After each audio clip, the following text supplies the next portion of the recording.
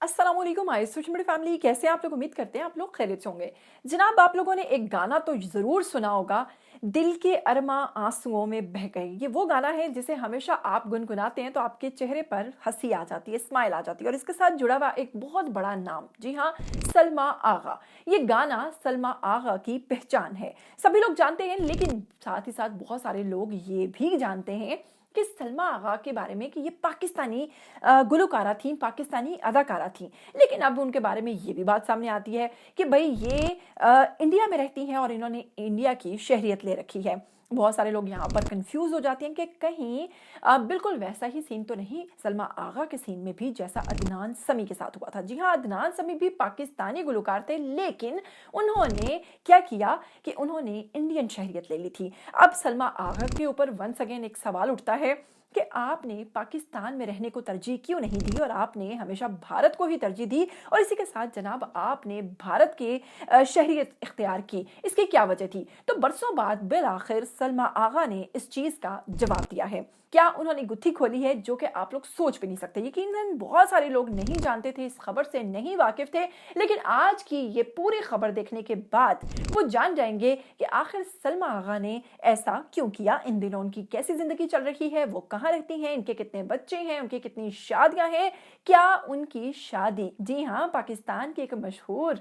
जी हाँ, एक्टर के साथ भी रही है, इसके बारे में भी आपको बताएंगे। जी हाँ, इसमें जवेद शेख का नाम भी शामिल है। ऐसी कई खबरें और ऐसी कई चीजें जो सलमा आगा से जुड़ी हैं, इस वीडियो में डिस्कस करने से पहले अगर आप लोग चैनल पर नए हैं तो बस फिर जल्दी से चैनल को सब्सक्राइब कीजिए, बेल आइकन को प्रेस कीजिए। आने वाली वीडियोस के बारे में आपको पता चलता रहना चाहिए। बिना वक्त को जाया किए बढ़ते हैं जी सलमा आगा की तरफ। सलमा आगा कोई छोटा नाम नहीं, बहुत बड़ा नाम है। एक ऐसी गुलकारा जिन्होंने बहुत सारे गाने गाए और अपनी पहचान बनाई अपने गानों के बायस। इसके साथ ही सलमा आगा बर्रे सगीर की मारूफ गुलकारा हैं, अदाकारा हैं, जिन्होंने 1980 की दिहाई में काम करना शुरू किया और अपनी खूबसूरती, अपनी नीली आंखों की वजह से पाकिस्तान और भारत में मकबूल हुई, शोबिस की दुनिया में कदम रखा। भारतीय फिल्म निकाह ने इन्हें खास पहचान बख्शी। इनकी फिल्म निकाह को लोगों ने बहुत ज्यादा पसंद किया, सलमा आगा को बहुत पसंद किया, जिसमें उन्हें मरकजी किरदार में देखा गया। इनके मशहूर गीत जिसमें दिल के अरमा आंसुओं में बह गए गाना बहुत ज्यादा मकबूल हुआ, जिसने सलमा आगा को एक पहचान बख्शी। इसके साथ ही इनकी पैदाइश की बात करें, सलमा आगा का ताल्लुक एक फनकाराना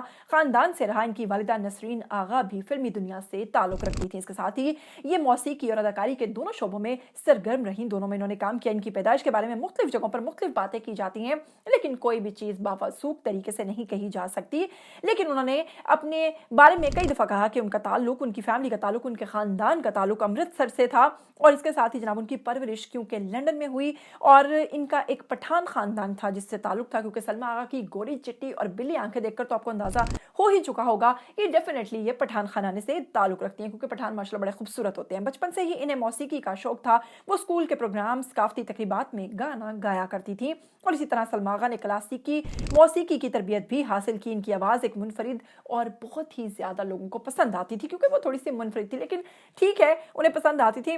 लेकिन थोड़ा सा मुझे इनका जो इनकी मौसीकी थी उसमें टच लगता था कि नाक से गाती थी, और शायद यही इनकी मकबूलियत की एक वजह भी थी, क्योंकि ये बिल्कुल मुनफरिद तरह से गाती थी। नाक से गाना भी एक महारत होती है। खैर, इसी के साथ उन्होंने अपनी एक मुनफरिद पहचान बना ली। खानदान की बात करें, फिल्मी खानदान से ताल्लुक रखती थी। सलमा आगा का खानदान एक बहुत बड़ा खानदान था, मौसीकी की दुनिया से वाबस्ता रही। इनके खानदान का ताल्लुक कपूर खानदान से भी रहा, और इसके साथ ही उनके नाना जुगल किशोर मेहरा अदाकारी से वाबस्ता रहे, जबकि खानदान की दीगर खवातीन भी इब्तदाई फिल्मी सनत में काम कर चुकी थी। इसी फनकाराना माहौल में सलमा आगा ने जन्म लिया और इसके साथ ही जनाब पैदा हुई। मौसीकी और अदाकारी का शौक भी उनके अंदर पैदा हुआ। सलमा आगा की शोबिस करियर की बात करें, सलमा आगा की जिंदगी का एक बहुत बड़ा मोड़ उस वक्त आया जब इनकी मुलाकात एक फिल्म साज से हुई जिनका नाम था आर चोपड़ा। और आर चोपड़ा ने सलमा आगा को कहा कि तुम सिर्फ गाने के लिए नहीं बनी, बल्कि तुम्हें अदाकारी भी करनी चाहिए। और वो लेकर आया इनको अदाकारी की दुनिया में, जहां सलमा आगा रातों रात फेमस हो गई। जी हाँ, उन्होंने फिल्म निकाह की और निकाह के बाद वो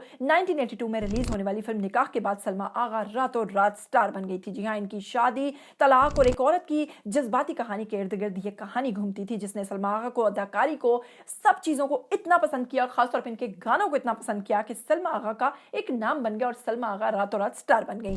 दिल के अरमां आंसुओं में बह गए इस गाने का एक वाज़ेह मकसद है इनकी ज़िंदगी में इनकी कामयाबी से जुड़े रहने का। जी हाँ, इनकी दर्द भरी आवाज़ और जज्बाती अंदाज ने लाखों लोगों के दिल जीत लिए थे। इसके साथ ही इनकी बेहतरीन अदाकारी के लिए जो फिल्म्स नामजद हुई उनमें ये एक प्लेबैक सिंगर थी, ये भी नामजद होता रहा। बेस्ट फीमेल सिंगर का अवार्ड भी अपने नाम कर चुकी हैं। फिल्म के दीगर मकबूल गानों में इनके दिल के ये आरज़ू, फिज़ा भी है जवां जवां, दिल के अरमां आंसुओं में बह गए शामिल हैं। और फिल्मी करियर की बात करें तो उन्होंने निकाह मूवी की 1982 में, मजदूर मूवी की 1983 में, कसम पैदा करने वाले की 1984 में, फिर उन्होंने सलमा फिल्म की अपने ही नाम के साथ 1985 में, ऊंचे लोग 1985 में, जंगल की बेटी 1987 में, इसके साथ ही उन्होंने महावीरा फिल्म की 1988 में, इसके बाद उन्होंने कंवराल मूवी की 1988 में, फिर पति पत्नी और तवाइफ मूवी बहुत मकबूल रही 1990 की दहाई में, और फिर उसके साथ ही मीत मेरे मन के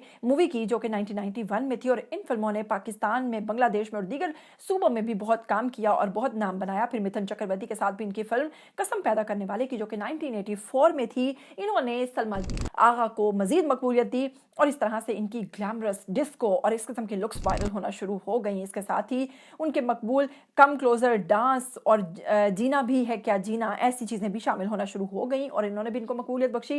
गुलकारी का करियर, सलमा आगा सिर्फ अदाकारा नहीं बल्कि एक गुलकारा भी रही। उन्होंने मुनफरिद किस्म के गाने गाए और अपनी पहचान बनाई। इसके साथ ही जनाब उनकी मशहूर गुलकारी की वजह से ही लोग अक्सर फिल्मों में इन्हें काम करने का मौका देते थे, इनके गाने गवाते थे और इन्हें खूबसूरत समझकर अदाकारी का मौका भी देते थे। अब आते हैं जी पाकिस्तान से सलमा आगा का क्या ताल्लुक था। सलमा आगा को आमतौर पर लोग पाकिस्तानी फनकारा के तौर पर भी जानते हैं क्योंकि उन्होंने पाकिस्तान के अंदर बहुत काम किया। पाकिस्तानी शोबिज़ शख्सियात ने इनके ऊपर गहरे ताल्लुकात हैं। उनके साथ इनके गहरे ताल्लुकात के बाद जनाब लोग ये भी समझते थे कि ये पाकिस्तानी अदाकारा हैं और पाकिस्तान में रहती हैं, पाकिस्तान में इन्होंने काम किया तो इसकी मतलब है कि ये पाकिस्तान से पहचान रखती हैं। इनकी शनाख्त को बरतानवी, जनूबी एशियाई, भारतीय फिल्मों और पाकिस्तानी शो के मनाजिर में भी देखा जाता है। ज़ाती ज़िंदगी और शादियों की बात करते हैं। सलमा आगा की ज़ाती ज़िंदगी में हमेशा से मीडिया पर तवज्जो का मरकज़ रही क्योंकि कहा जाता था कि ये जवेद शेख की अहलियाँ हैं। जी हाँ, कुछ सोर्सेज के मुताबिक कहा गया कि सलमा आगा ने पाकिस्तानी अदाकार जवेद शेख से मुबैना तौर पर शादी की थी। इस शादी के बारे में मुख्तलिफ ज़राए सलमा आगा के बाद बयानात में इख्तलाफ पाया गया जिससे इस चीज़ की तस्दीक नहीं होती कि ये उनकी बीवी थी या फिर नहीं थी। इसके बाद रहमत खान से उनकी शादी हुई। बाद में इनकी शादी मारूफ स्क्वैश कोच खिलाड़ी रहमत खान से हुई। इसकी शादी में से इनके 2 बच्चे हैं, बेटी जहरा खान, बेटा शाहान अली खान के नाम से। मुख्तलिफ जगहों पर इस बच्चे का भी जिक्र मिलता है। इनकी बेटी जहरा खान जिन्हें साशा खान के नाम से भी जाना जाता था और बाद में उन्होंने बहुत सारी फिल्म्स में अदाकारी भी की। जी हाँ, सलमा आगा की बेटी के बारे में कहा जाता है कि वो भी मकबूल और मुतअद्दिद फिल्मों में काम कर चुकी हैं। उन्हें भी बहुत सारे अवार्ड से नवाजा गया। फिल्म के पूरे करियर में सबसे बड़ी कामयाबी और इनके मुस्तकिल शनाख्त जो है वो बनी रही। इसके साथ ही सलमा आगा जो हैं उनके बारे में कहा जाता है कि उन्होंने फिर तीसरी शादी भी की और इस तरह सलमा आगा की शादियों का सिलसिला चलता रहता है। लेकिन जनाब कोई भी जो शादी है उसके बारे में मैं नहीं आपको कह रही, जो है जो उनकी चीज़ें सामने आ रही हैं मैं बस आपको वही बता रही हूँ। बाद में बरसों में सलमा आगा ने फिल्मों के मुकाबले में मौसीकी, लाइव परफॉर्मेंसेस और ज़ाती ज़िंदगी पर तवज्जो दी। 2024 के एक इंटरव्यू में उन्होंने बताया था कि वो अपने बच्चों की वजह से मशहूर गीतों के ज़रिए वर्सा के मंसूबों को मंजूर और सलामत रखना चाहती हैं, इसलिए वो सिर्फ और सिर्फ अब अपनी मौसीकी पर तवज्जो देती हैं। हालिया एक इंटरव्यू के अंदर सलमा आगा से जब पूछा गया कि आपने भारतीय शहरियत को क्यों अपनाया और आपने पाकिस्तानी शहरियत को क्यों नहीं अपनाया, जिसके बाद उन्होंने कहा कि मैं पाकिस्तानी थी ही नहीं और हम लोग माइग्रेट करके शुरू से यूके चले गए थे। हम सबके पास यूके के पासपोर्ट्स थे और हमारा एक बना हुआ है जिसके बाद हम इंडिया आ सकते हैं, वहाँ चक्कर लगा सकते हैं, वहाँ रह सकते हैं एक मुल्क के तौर पर, लेकिन ऐसा नहीं है कि हम पाकिस्तानी थे। मैं चाहूँगी कि सलमा आगा की ज़ुबानी आपको सुनवाऊँ कि वो क्या कहती हैं, ये सुनिएगा और फिर जल्दी से वापस आइएगा। नेशनलिटी को छोड़कर आपने इंडिया ही की नेशनलिटी ली, इसकी क्या खास वजह थी? पाकिस्तान हमारी पाकिस्तान की आपने बहुत अच्छा किया जो ये सवाल किया, क्योंकि हमारी पाकिस्तान की कभी नेशनलिटी थी ही नहीं। ठीक है, कभी भी नहीं रही। ठीक है, क्योंकि हम लोग माइग्रेट कर गए थे लंदन। हमारे ब्रिटिश, हमारी सारी फैमिली जो है ना, सबके पासपोर्ट ब्रिटिश है, A to Z। मेरे बच्चों के भी सबके ब्रिटिश है और हम लोग जो है वो मदर मरी और मेरे ग्रैंड मदर और वो सब अमृतसर से हैं, इंडिया से। अच्छा, हाँ जी, हमने काम किया है पाकिस्तान में और बहुत अच्छा लगा हमें और जितना भी वक्त हमने वहाँ काटा वो एक यादगार है। हमारे दोस्त रहते हैं वहाँ तो बहुत याद आते हैं हमें और बड़ा अच्छा टाइम गुजारा वहाँ और मज़ा आया काम करके। अब हमारे वहाँ के टेक्नीशियंस, आर्टिस्ट, राइटर्स बहुत अच्छे हैं वहाँ के प्ले है बहुत देखते हैं हम लोग यहाँ हिंदुस्तान में, अप्रिशिएट करते हैं जी बिल्कुल कि कितना अच्छे प्लेस वहाँ पर बन रहे हैं। ऐसा ही है, ऐसा ही है। वैसे भी आर्टिस्टों की जो हदबंदी है वो किसी मुल्कों से नहीं होती, उनकी मोहब्बतें, उनका आर्ट, उनको जो वो करते हैं, उनको लोग जो पसंद करते हैं वही रिश्ते हैं। बेशक आर्टिस्ट की तो कोई सरहद नहीं होती। तो 2017 में आपको इंडिया की नेशनलिटी मिली थी, तो उस वक्त आपके पास ब्रिटिश पासपोर्ट? हमें 2017 में इंडिया की नेशनलिटी नहीं मिली। हमारे पास वहाँ कार्ड है, हमारा पासपोर्ट ब्रिटिश है, और कार्ड जो है हमारा उसको कहते हैं PIO कार्ड। मतलब वो हाँ, हम उसी तरह है जैसे अपना मुल्क हमारा उसी तरह है। हमें वहाँ रहने की कोई ममनूनियत नहीं है, कुछ नहीं है। और हमें हिंदुस्तान ने नाम दिया, हमें हिंदुस्तान ने बेइंतहा इज्जत दी, और हम लोग वहाँ बहुत खुश रहते हैं। पाकिस्तान की नेशनलिटी को छोड़कर तो जनाब, इसी के साथ क्या कहना चाहेंगे आप लोग सलमा आगा के हवाले से? यकीनन बहुत सारे लोग तो ये भी नहीं जानते होंगे कि ये भारतीय हैं बल्कि पाकिस्तानी नहीं हैं, और आज बहुत सारे लोगों का ये कॉन्सेप्ट क्लियर हो जाएगा मेरे थ्रू। इसी के साथ जनाब, वीडियो को लाइक करना और शेयर करना तो बिल्कुल नहीं भूलिएगा, क्योंकि आप लोग जानते हैं कि कितनी मेहनत होती है इस वीडियो के पीछे। इसी के साथ मुझे दीजिएगा इजाज़त, फिर मिलेंगे। टिल देन टेक केयर, अल्लाह हाफिज़।